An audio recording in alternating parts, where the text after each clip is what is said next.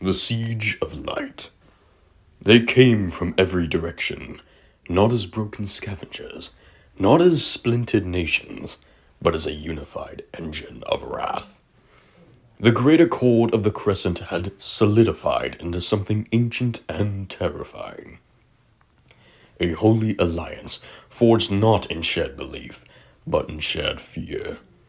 Fear of Jerusalem, fear of the cross, fear of the cyber crusaders. The world had seen too many golden standards flying above liberated cities. The Golden Cross had become a symbol, not of hope, but of judgment. For nations that lived in the shadows of their own sins, judgment was not a future they could afford. And so they prepared a future with no room for light. The Siege of Jerusalem. It started with coordinated strikes across the Golden Cross territories. Drones laced with anti-plasma payloads targeted the faith engines of Crusaders in the field. Bombers dropped solar refraction bombs designed to blind the Crusaders' core optics. Coordinated EMP nets scattered their neural communications. For the first time, cyber Crusaders fell. Not one or two, but entire squads. Their sanctified armor cracked beneath orbital railguns. Their relic blades shattered against arc-forged alloys. And then, the siege began.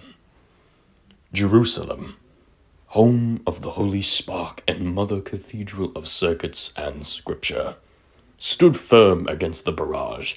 Towers hummed with ancient tech no other city possessed. Force fields like golden veils repelled the first wave. Anti-air turrets, guided by prayer, encrypted in binary, tore through the night. But this wasn't a siege meant to break the walls. It was meant to erase them.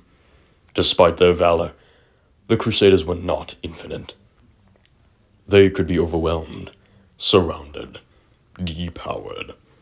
And slowly, the enemy figured out the rhythm to their holy war.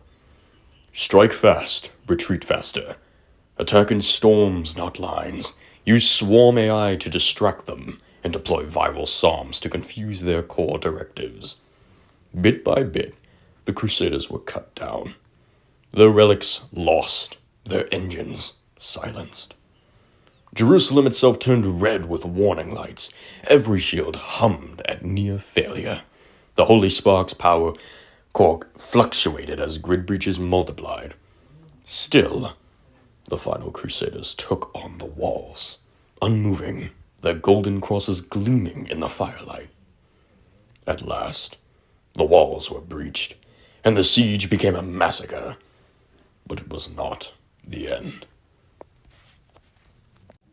The Exodus. Roughly 200 Crusaders, led by high-ranking paladins of the Cross, enacted the last protocol, Soul Exodus. A full retreat through ancient tunnels buried beneath the old city. With fire at their backs, they took wounded and survivors, encrypted relics and sacred cores, and vanished beneath the sands. The enemies above declared victory. Jerusalem had fallen. But they were wrong. The birth of the Golden Crusades. From the shadows of defeat came the glow of righteous fury. In the wastes of Egypt, amidst the ruins of collapsed satellite cities and forgotten AI god factories, the Cyber Crusaders established Sanctum Lux, the new base of operations hidden beneath the broken bones of the old world. They rebuilt what they could, reforged their sacred weaponry, studied the enemy, listened to the cries of the enslaved in nearby territories.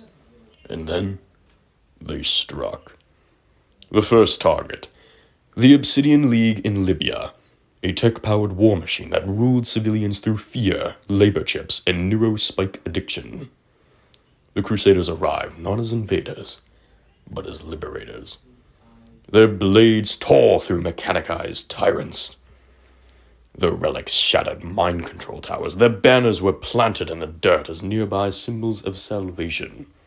They didn't take prisoners. They took justice.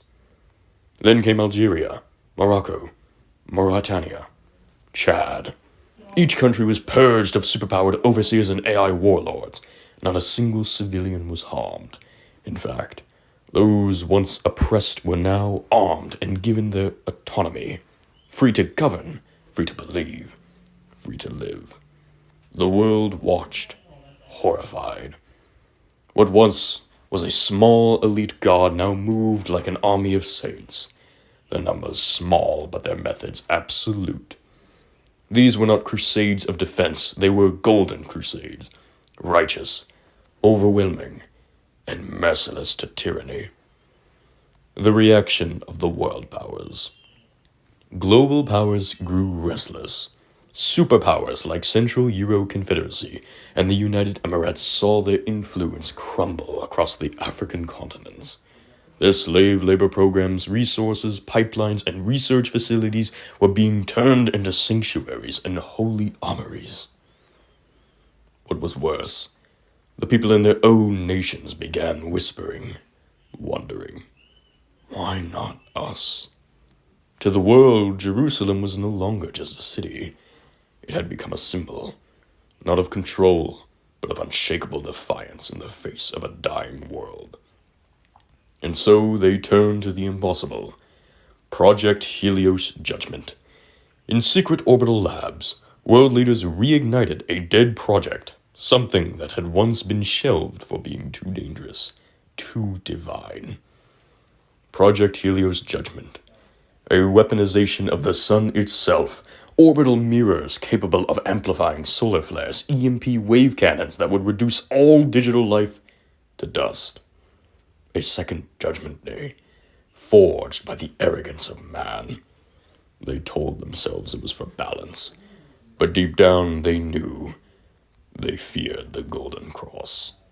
They feared that God might still be watching. The Cyber Crusaders knew something was stirring. The sun's energy had become erratic. Solar storms became more frequent. Their holy codex detected irregular frequencies from order. In hushed circuits, they called it the False Dawn, a coming storm of man's own pride. But they had no time to stop it. Not yet. Not while the land still cried for justice. Not while Jerusalem remained in the hands of tyrants. Not while the Golden Crusade marched on.